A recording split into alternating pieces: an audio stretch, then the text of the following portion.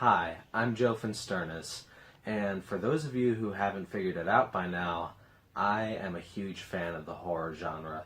I've been watching scary movies pretty much ever since I could remember, and as an adult, it's pretty rare that I ever see a film that has the effect of literally scaring me. I mean, in recent times there have been movies like The Babadook and It Follows, which have left some serious impact on me, but those are very few and far between. However, when I was a child, I used to get scared by everything. And for those of you who aren't in the know, there's a series here on YouTube called Childhood Trauma, which, as of my recording this, is still running. It has still yet to be wrapped up. This was started by Adam of YourMovieSucks.org and has since been continued by YouTubers such as Chris Stuckman, I Hate Everything, and Nick Spheres. Essentially, all of these different YouTubers are simply discussing things, mostly shows and movies, which really terrified them when they were children. My personal favorite of the series so far is the video that Nick Spheres did on Scary Stories to Tell in the Dark, which led to my inspiration of some recent artwork that I've done.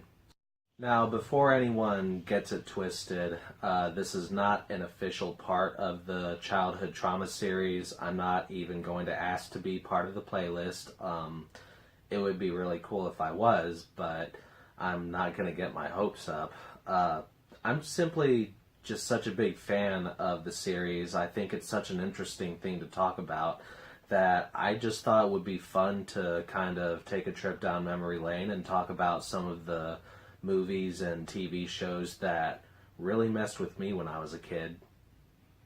By the way, I'm going to be doing this in the form of a top 10 list, which is going to be split up into 3 parts. The only reason for this is because everything that you see here is being done on my phone, which doesn't have that much storage space left. So I'm going to start off with numbers 10 through 7, and then part 2 is going to be 6 through 4, and then finally I'm going to get into the top 3. Anyway, without further ado, number 10 is Dragon Ball Z. Now, when I was 11, 12 years old, I thought that this show was entertaining as hell. I was absolutely engrossed by it, but while I respect the cultural impact that it's had, it's one of those shows that hasn't exactly stood the test of time for me. After a while, I kind of got tired of the pattern where some unstoppable villain would show up and then there would be about 50 episodes of fighting before the conflict was resolved in some way. But like I said, when I was much younger, I thought the show was really entertaining. And as a person who's been a longtime fan of things that scare me, the thing that really got me hooked was the beginning of the Cell Saga. There's an episode where Piccolo comes across Cell in the middle of this city, which is almost completely devoid of human life, with the exception of this one fat, wealthy businessman who Cell has a hold of.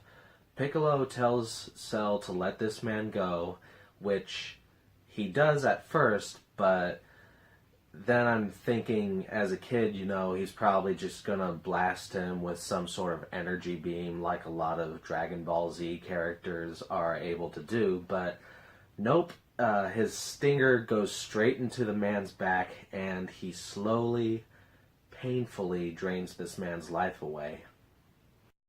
And even that wouldn't have been so bad, except then his skin starts to sag and kind of cave in as everything inside of it is just sucked out.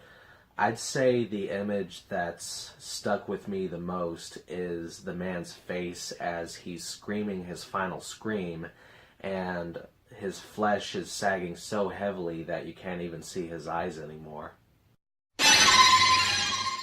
Number 9 is Are You Afraid of the Dark, which honestly isn't a show that I remember all that well. I mean, I remember it being kind of a creepy show for kids that I used to watch from time to time, but for the most part, I didn't find it to be all that memorable.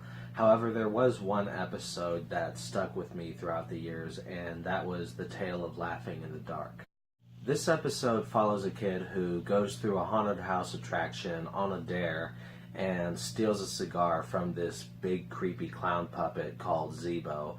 Afterwards, the ghost of Zeebo, who in the episode was a real-life bank robber who used to dress as a clown, follows the kid home and, makes some weird creepy shit happen. Looking back, this was actually a pretty stupid episode, but the image of that creepy clown puppet by itself was pretty fucking terrifying, especially with the big long teeth and the glowing red eyes. But that wasn't the part that really got me with this episode. As I mentioned at the beginning of this video, when I was a little kid, I used to be afraid of everything, and everything included haunted house attractions at carnivals. So the idea of one of the puppets, or maybe even actors from those attractions, following me all the way home was legitimately terrifying to my 7-year-old brain. Number 8 is Rawhead Rex. For a good while, when I was in middle school and high school, Clive Barker was my favorite author, and if I had to pick just one all-time favorite, I would have to say that Rawhead Rex is my favorite story of his. It's just this very relentlessly terrifying tale of a monster that used to be worshipped as a god, trying to kind of regain his godhood through bloodshed. There are lots of portions of the story that are told from his perspective, which is a pretty disturbing perspective to read from, and it has the makings of a great monster movie. And you know what? There does exist a film adaptation, which I've heard is far less than great. Clive Barker himself hates the movie. However, I do plan on watching it all the way through at some point, not just because it's based on my favorite Clive Barker story, but it strikes me as the type of movie that's bad in an enjoyably hilarious kind of way.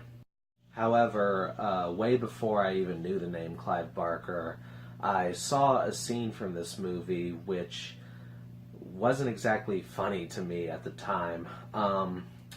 My grandpa was watching the film on TV, and he was at the part where this boy was sitting in the back seat of his dad's car when the monster Rawhead came up, grabbed him through the window, and started dragging him out.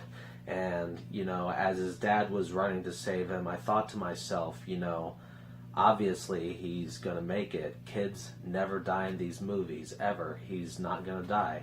And then he died. At that point, I had seen at least a handful of scary movies, and I was used to seeing grown-ups die, while the kids made it out okay, which was still kind of scary, I didn't want to see a grown-up person die right in front of me. I still don't. But up until that point, I hadn't quite grasped the fact that children could also be killed and that I myself was mortal. So, of all the things in the world, it was the film adaptation of Clive Barker's Rawhead Rex which kind of drove that fact home for me. Number 7 is Goosebumps, which is a show that I arguably find more memorable. I think it's namely due to how out there some of the concepts were, and even how funny some of the episodes could be.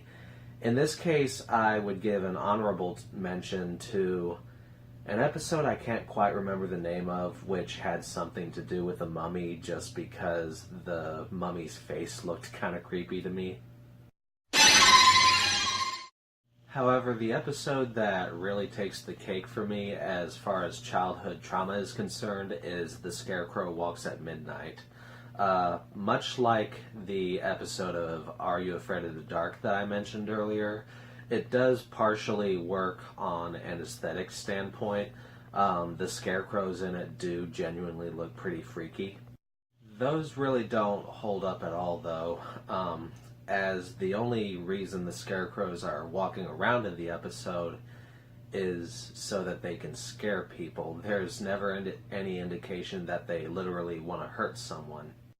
The part that really got to me, though, was this one scene where the main character in the episode, who I can't remember whether they were a boy or a girl, and I don't care enough to do the research, they have a nightmare about their grandparents turning into scarecrows. And, I mean, that legitimately left me awake all night long.